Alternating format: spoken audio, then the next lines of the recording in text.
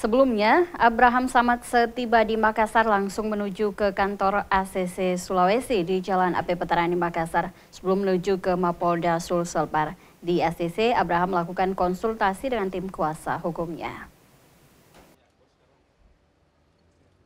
Abraham melakukan konsultasi dan berembuk dengan tim kuasa hukumnya. Kuasa hukum Abraham Samad berjumlah 25 orang dari Jakarta, Makassar ditambah 3 orang dari KPK. Abraham berkonsultasi sekitar 1 jam lebih di kantor ACC Sulsel di Jalan AP Petarani, Makassar. Abraham sendiri mengatakan siap dengan seluruh konsekuensi yang harus terjadi dalam pemeriksaan kali ini, termasuk jika akan ada penahanan. Sebagai warga negara yang taat hukum, Abraham tetap memenuhi panggilan kepolisian, namun untuk membuktikan bahwa segala tuduhan yang ditujukan kepadanya tidak benar. Pertama, saya ingin jelaskan bahwa hari ini saya akan memenuhi panggilan Polda Sulsel untuk diperiksa sebagai tersangka.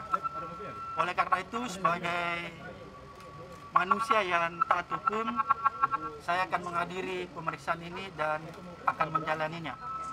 Dan insya Allah kita akan menjelaskan sejelas-jelasnya duduk persoalan yang sebenarnya agar supaya kasus ini bisa terang benderang.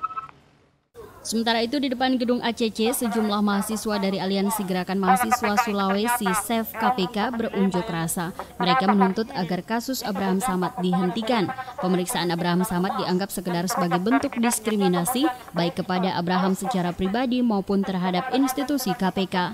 Kasus dugaan pemalsuan dokumen ini juga dianggap tidak layak untuk dilanjutkan. Mereka menuntut agar Abraham Samad dan seluruh kekuatan kesatuan KPK dikembalikan demi melanjutkan pengusutan sejumlah kasus korupsi besar di Indonesia. Dari Makassar, Aksa Arsyad, GoTV memberitakan.